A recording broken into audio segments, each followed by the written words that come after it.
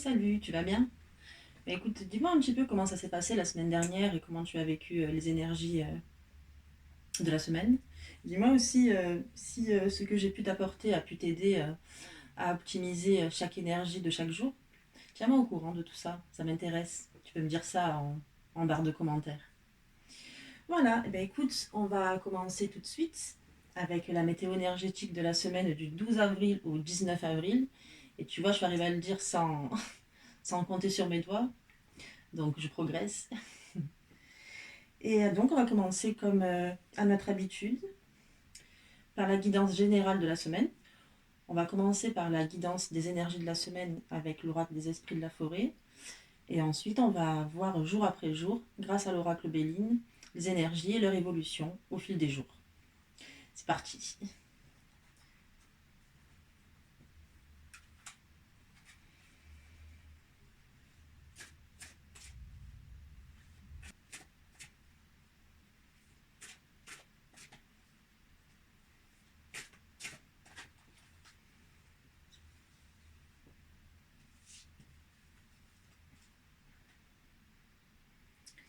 Et donc, la tendance énergétique de la semaine du 12 au 19 avril sera régie par la reine des elfes.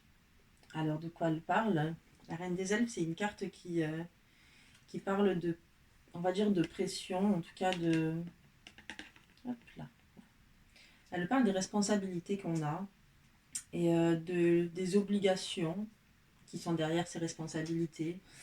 Elle parle aussi du fait de parfois être un peu dans une période un peu stressante où on a du mal à gérer son temps, où on ne se sent pas forcément aligné avec nos désirs et nos souhaits, un peu comme si finalement on portait en gros la responsabilité de tout ce qui nous entoure, notre entourage, nos collègues de travail.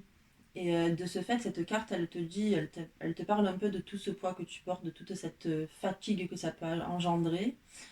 Elle t'invite du coup à, à prendre du recul, en tout cas avec ces responsabilités que tu te mets sur le dos.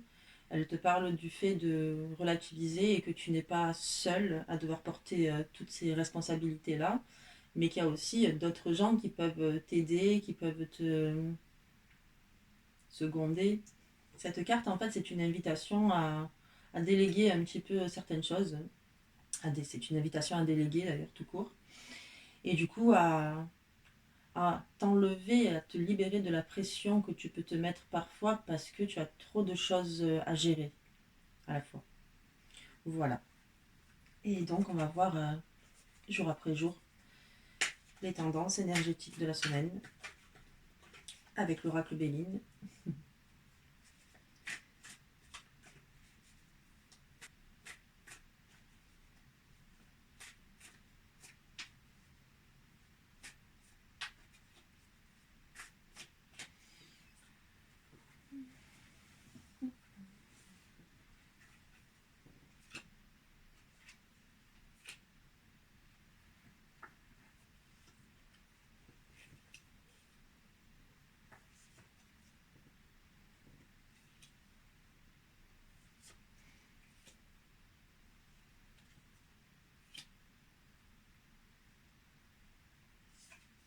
Je l'avoue, les celles-là. Alors, on va commencer par lundi. Alors, lundi, c'est la carte de la lame de la nouvelle qui apparaît. La carte de la nouvelle. Donc, c'est une carte qui parle de... Déjà, c'est une carte rapide, c'est une carte mercurienne. C'est une des cartes les plus dynamiques de l'oracle Béline. Quand je te parle de dynamisme, ça signifie qu'en fait, les choses ne traînent pas, ça trace, quoi. Ça va très vite. Telle une météorite. D'ailleurs, sur la carte, c'est une météorite, en fait, une étoile filante, donc une météorite. Et ça parle de choses assez fulgurantes. Voilà.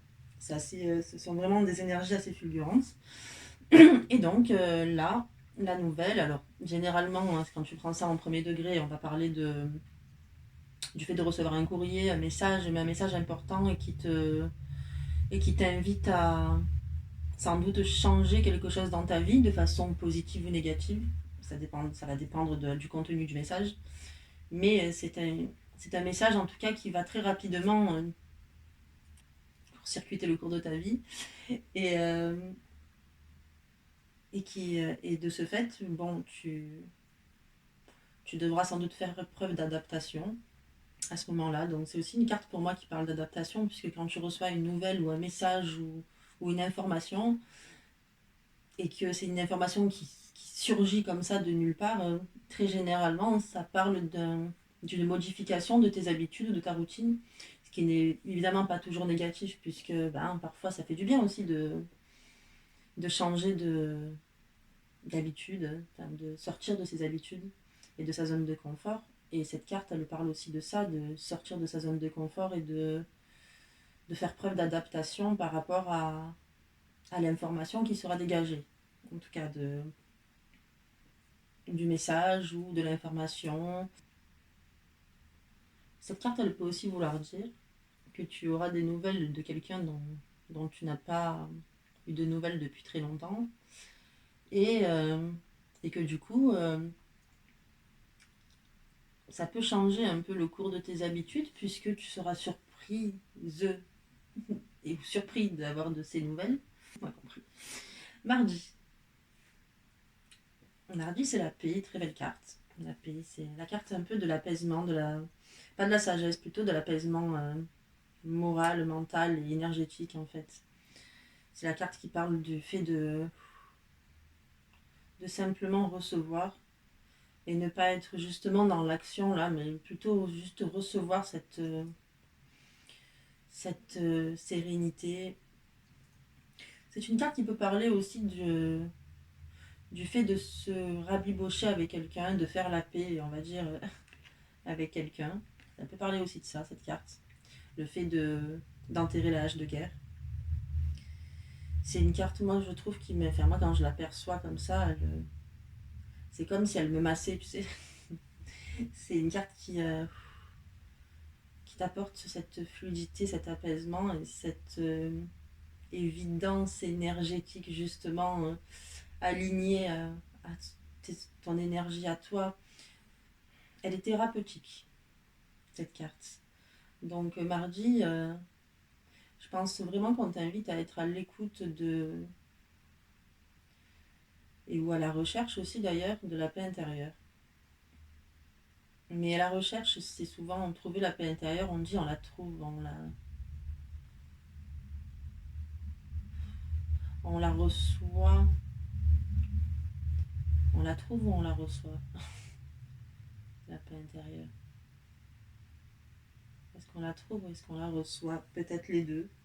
Mais en tout cas, ça parle vraiment du fait de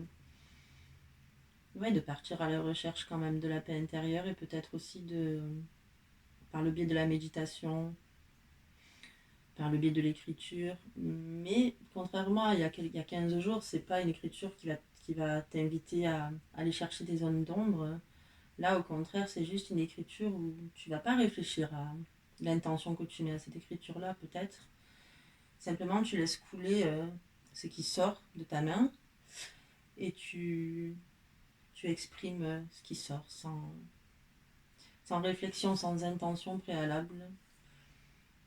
Puis après avoir fait cette session d'écriture, peut-être méditer sur ça et juste te mettre en mode réception. Je réceptionne cet apaisement, je réceptionne ce silence, je réceptionne cette écoute, je me mets à l'arrêt pour juste recevoir et je mets mon cerveau en pause, j'ouvre mon cœur et juste je me permets ce moment pour recevoir, je m'offre ce moment pour recevoir l'apaisement.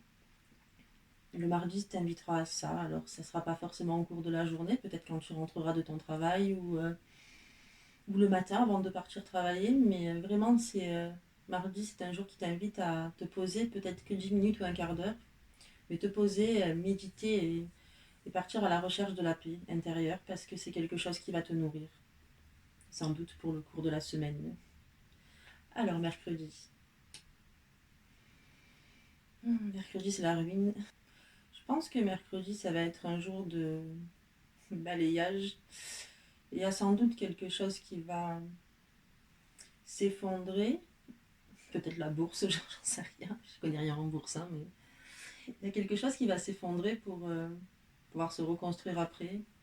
Peut-être la fin de quelque chose, la fin d'un cycle, la fin d'un... C'est la fin de quelque chose qui disparaît pour pouvoir faire apparaître autre chose. Je pense que c'est pour ça que le mardi, on t'invite d'ailleurs à la méditation et à l'apaisement pour pouvoir justement réagir de façon sereine et alignée à la journée de mercredi qui risque d'être une journée un peu plus compliquée dans le sens où, où j'ai l'impression que les fondations n'étaient pas solides et que du coup tout commence un peu à s'effondrer.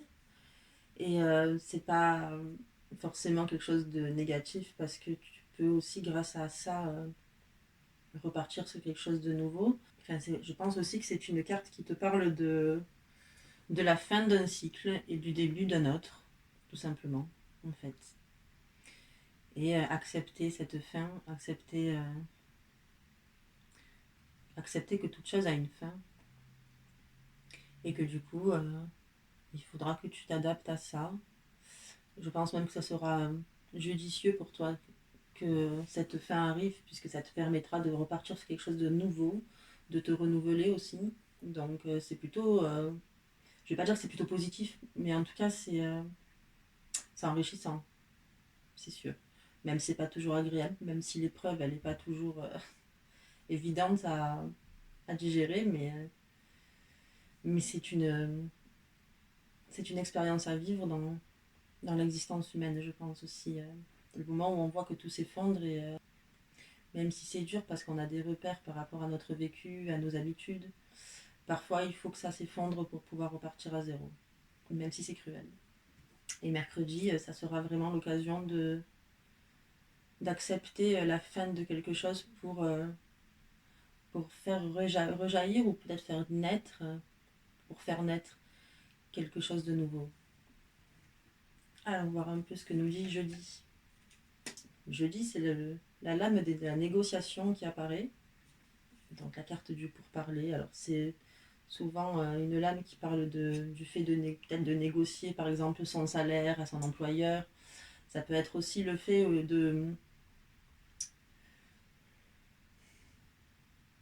c'est peut-être aussi le fait de mettre carte sur table, c'est le cas de le dire, euh, envers quelqu'un avec qui il a des tensions ou peut-être une sorte de non-dit. Je t'invite à dire et à exprimer ce que tu t'es retenu d'exprimer pendant longtemps avec une personne. Et là, c'est l'occasion d'établir une discussion, un échange, un dialogue, à ce que chacun des deux parties puisse exprimer son ressenti, ce qu'il ressent par rapport à la situation. C'est vraiment le moment où tu vas communiquer avec quelqu'un et essayer de d'assainir, d'apaiser la relation. C'est l'énergie qui t'invite à ça, jeudi. C'est pas toujours vraiment confortable parce que c'est toujours un peu gênant comme ça de dire, de déballer en fait ce qu'on ressent, nos ressentis envers une personne. C'est sûr, quand tu vas dire, je sais pas moi, ta pote par exemple, oui, j'ai été blessée la semaine dernière quand tu m'as dit ça. C'est vrai que ça m'a profondément blessée, mais je vais pas osé t'en parler parce que je voulais pas passer pour une casse-pied, quoi, pour pas dire un autre terme. Oui, c'est pas forcément facile, t'as peur de créer un conflit, t'as peur de générer une distance entre toi et cette personne que tu apprécies éventuellement. Donc oui, mettre carte sur table et dire ce qu'on pense, c'est pas forcément évident, mais c'est important pour être au clair avec cette personne-là. Et je pense que l'énergie de jeudi t'invite à ça, à tirer au clair des choses que tu as gardées et enfouies en toi et que tu n'as jamais osé exprimer. C'est l'occasion. Alors, vendredi. Vendredi, on revient un petit peu en arrière sur on va dire la nostalgie. Pas la nostalgie, mais en tout cas sur le passé. On revient en arrière, on revient un peu dans le temps. On remonte dans le temps, en fait, vendredi. Et là, on parle peut-être de se remémorer certaines choses que l'on a vécues. Observer comment on a réagi face à cette expérience-là du passé. Et je pense que peut-être que tu vas vivre quelque chose d'un peu similaire et que du coup, là, on te dit, en gros, rappelle-toi de comment tu as agi il y a 3 4 ans quand tu as vécu une situation un peu identique. Est-ce que ça t'a apporté un bénéfice, ta façon de réagir, ou est-ce qu'au contraire, ça t'a plutôt porté du tort? Est-ce qu'aujourd'hui, par rapport à la situation que tu vis, tu vas agir de la même façon ou est-ce que du coup tu as pris leçon de ce que tu as vécu dans le passé et donc aujourd'hui tu vas peut-être réagir différemment. Voilà, c'est un petit peu de ça que ça parle. C'est le fait de se remémorer une situation passée pour ne pas revivre aujourd'hui face à une expérience un peu similaire, ne pas refaire la même erreur, en tout cas. Voilà. C'est bizarre aussi, j'ai un autre ressenti sur la carte de l'héritage là d'un coup. Peut-être que certains d'entre vous, là, vous allez retourner dans un lieu de votre enfance et peut-être que vous allez y trouver, je sais pas pourquoi je dis ça, mais c'est un truc qui me sort comme ça d'un coup, y trouver un courrier ou une lettre ou un document. Alors ça n'a rien à voir avec l'héritage dans le sens propre du terme. C'est pas genre un papier administratif ou quelque chose comme ça, mais plutôt une lettre ou quelque chose qui va te faire revenir en arrière, remonter dans le temps, ou te faire comprendre quelque chose de ta famille, en fait, peut-être de tes géniteurs ou de tes grands-parents, en tout cas. Tu vas faire des découvertes, c'est un petit peu comme quand tu vas dans le grenier, je sais pas moi, de ta grand-mère et que tu découvres des trésors de quand elle était petite, quand elle était enfant. Il y a vraiment, c'est un peu comme une chasse au trésor ou en tout cas quelque chose où tu vas fouiller dans une maison. C'est un peu bizarre, dit comme ça, mais tu vas fouiller dans une maison. Enfin, tu vas retrouver une maison de ton passé et dans cette maison, tu vas trouver des informations en fait que tu dois trouver. Donc sans doute parce qu'elles doivent t'apporter quelque chose au niveau de ton développement personnel, au niveau de ton mental ou peut-être au niveau de ta situation actuelle. Mais ça peut être aussi ça, ça peut être aussi le fait de te retrouver un papier ou un objet ou quelque chose qui appartient au passé. Je sais pas pourquoi je ressens un peu ça aussi. Alors samedi. Samedi, alors c'est la trahison renversée. Je te montre pas toujours les cartes. Trahison renversée, je sais pas si tu la vois. Voilà. C'est un chat. Bon, du coup, qui a la tête en bas là, du coup. Mais c'est un chat en fait. Oups. Donc trahison renversée, là, elle nous parle du fait que samedi, tu risques de te retrouver dans un mindset un peu d'hypersensibilité, d'anxiété peut-être. Et l'hypersensibilité, c'est pas forcément quelque chose de. J'allais dire de négatif, je dis toujours c'est pas forcément quelque chose de négatif, parce que c'est vrai, en fait. Mais ça peut être quelque chose d'enrichissant et qui t'apporte des informations sur ta façon d'agir et de réagir. L'hypersensibilité, donc moi, même si je vois là l'anxiété, la peur, machin, oui, c'est la carte qui parle de ça, de l'hypersensibilité, de la peur, etc. Mais je ressens aussi le fait d'aller explorer un peu dans tes émotions ce qui se passe pour pouvoir agir en conséquence dans la vie. Oui, je pense que ça peut être une bonne chose d'explorer sa sensibilité et ses émotions. Et tu pars un peu dans l'exploration des émotions. Je pense aussi que la période là depuis, je dirais, le printemps, le début du printemps, c'est vraiment une période propice à l'introspection et à justement l'expression des émotions, à se laisser vivre ses émotions sans essayer de les contrôler, sans essayer de gérer, sans essayer de se forcer à être bien et content si tu n'es pas bien et contente. Tu n'as pas à faire semblant de l'être. Il faut accepter l'émotion et même accueillir en fait ces émotions-là. L'hypersensibilité, c'est un petit peu ça aussi. Ça peut être évidemment quelque chose d'extrêmement délicat à gérer au quotidien. Ça peut être aussi quelque chose d'assez douloureux, et je le conçois, sache-le, je le conçois très bien.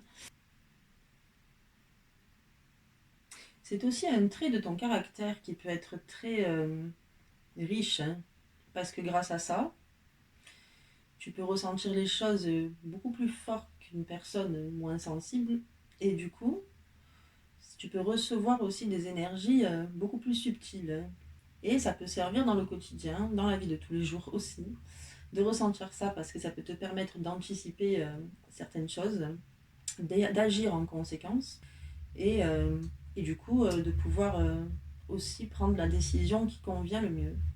L'hypersensibilité, je pense que C'est vraiment un état qui peut être très douloureux, très embêtant, très contraignant, mais qui t'apporte beaucoup aussi. Que ce soit dans le milieu, dans le domaine artistique ou même dans le domaine de la création en général, dans le domaine entrepreneurial, dans le domaine même relationnel, si tu travailles avec le public par exemple.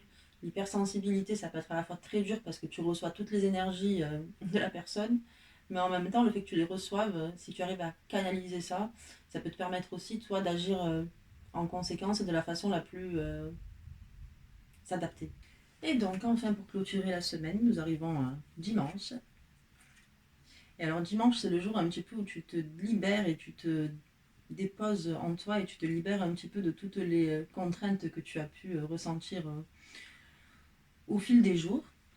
Et du coup, oui, dimanche, pardon. Et du coup, oui, dimanche, tu prends conscience que tu n'es pas seul responsable de ce qui se passe dans le monde et qu'il y a d'autres personnes aussi qui ont leur part à faire. Donc, dimanche, tu prends conscience de ça. Tu t'offres enfin l'opportunité de te relaxer un peu avec tout ça et simplement de te lâcher la grappe et, euh, et de vivre sereinement les expériences qui viennent à toi, tout simplement. Ça peut aussi parler de la libération. Je ne sais pas si je te l'ai montré ou pas, la carte. Je ne sais plus. Cette carte, elle peut aussi parler du fait de te détacher de quelque chose ou de quelqu'un, de te débarrasser de quelque chose qui te maintenait prisonnière ou prisonnier. Et de ce fait, là, te dire, ok, maintenant j'en ai marre, je prends la décision de passer à autre chose, même si je prends un risque et même si c'est pas forcément la meilleure idée.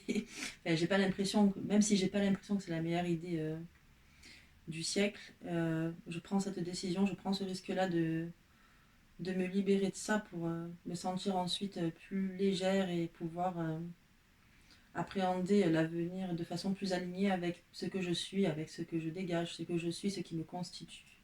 Le dimanche, je pense que soit c'est un jour qui te mène à cette réflexion-là, à te dire, allez, quelle stratégie je mets en place pour me libérer de ma situation, ou alors ça peut vouloir dire aussi, ok, au vu de ce que j'ai vécu toute la semaine, là je prends conscience du fait que je ne suis pas responsable de tout ce qui m'entoure et de toutes les actions qui se mettent en place.